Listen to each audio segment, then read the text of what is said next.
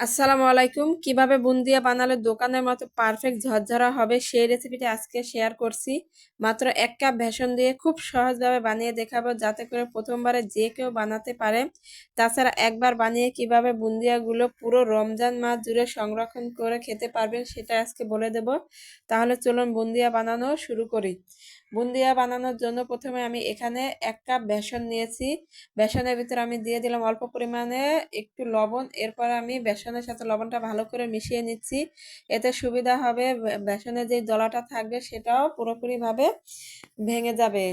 এখন আমার লবণটা বেসনের সাথে মেশানো হয়ে গেছে। এরপর আমি বেসনের ভিতর ঠান্ডা পানি একটু একটু করে দিয়ে একটা গোলা তৈরি করে নিচ্ছি। গোলাটা কিন্তু একদম মসৃণ করে তৈরি করে নিতে হবে। গোলাটা আমার তৈরি করা হয়ে গেছে, আমি আপনাদের দেখিয়ে দিচ্ছি আমি কিরকম গোলা তৈরি করে নিয়েছি। একদম পাতলাও না, আবার একদম ঘনও না, ঠিক এরকম একটা গোলা তৈরি করে নিতে হবে।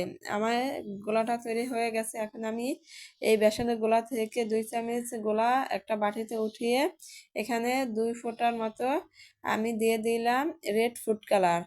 দোকানে কিন্তু বুন্দিয়াগুলো যখন একটু কালারফুল দেখি তখন খুবই সুন্দর লাগে আর খেতে কিন্তু ভালো লাগে, সেজন্য আমি এখানে একটু ফুড কালার দিয়ে এই বুন্দিয়াগুলো কালারফুল করে নিচ্ছি।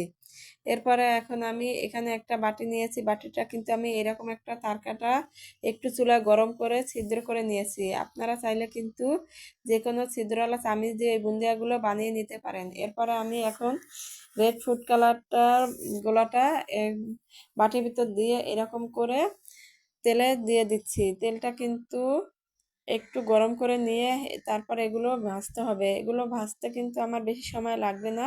এরকম করে দিয়ে 2 থেকে 3 মিনিটের মধ্যে বুন্দিয়াগুলো ভাজা হয়ে যাবে। রেড ফুড কালারগুলো ভাজা হয়ে গেছে, আমি এখন তেল ঝরিয়ে উঠিয়ে নিয়ে এরপর আমি এখানে গ্রিন ফুড কালারটাও ব্যবহার করেছি। এগুলো আমি ভেজে নিচ্ছি। গ্রিন ফুড কালার বুন্দিয়াগুলো আমার ভাজা হয়ে গেছে, এখন আমি তেল ঝরিয়ে উঠিয়ে নিলাম। এরপরে আমি এখন বেসনের যে কালারটা ছিল ওই ক্রিম কালারটা দিয়ে আমি এখন ভেজে নিচ্ছি। ঠিক এরকম করে আমি সবগুলো বুন্দিয়া ভেজে নিচ্ছি। সবগুলো বুন্দিয়া আমার ভাজতে বেশি সময় লাগেনি, যেহেতু আজকে আমি 3 কালার বুন্দিয়া করেছি, সেজন্য আমার এই 3 কালার বুন্দিয়া ভাজতে 10 মিনিটের মতো সময় লেগেছে।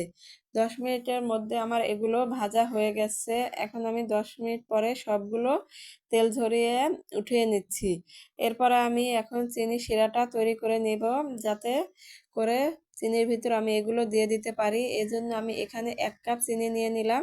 1 কাপ চিনির ভিতর আমি দিয়ে দিলাম 1/2 কাপ পরিমাণ পানি। এরপর আমি এতে দিয়ে দিচ্ছি একটা এলাচ আর একটা দারচিনি। এখন আমি চিনিটা গলিয়ে এরকম একটু শিরা করে নিচ্ছি। চিনিটা যখন গলে এরকম ফুটে উঠবে, এরপর আমি এতে এক এক করে ভেজে নেওয়া বুন্দিয়াগুলো দিয়ে দিচ্ছি। দিয়ে আমি ভালো করে মিশিয়ে 1 মিনিটের মতো জাল করে এটাকে ঢাকনা দিয়ে ঢেকে 1 ঘন্টা রেখে দেবো, যাতে চিনি শিরাটা বুন্দিয়ার ভিতর পুরোপুরিভাবে ঢুকে যায়। এরপরে আমি 1 ঘন্টা পরে এটা পরিবেশন করে নিচ্ছি। মাশাআল্লাহ, অনেক কালারফুল হয়েছে। আশা করছি আমার আজকের রেসিপিটা আপনাদের ভালো লেগেছে। যদি ভালো লেগে থাকে তাহলে অবশ্যই একবার বাসায় ট্রাই করবেন। আল্লাহ হাফেজ।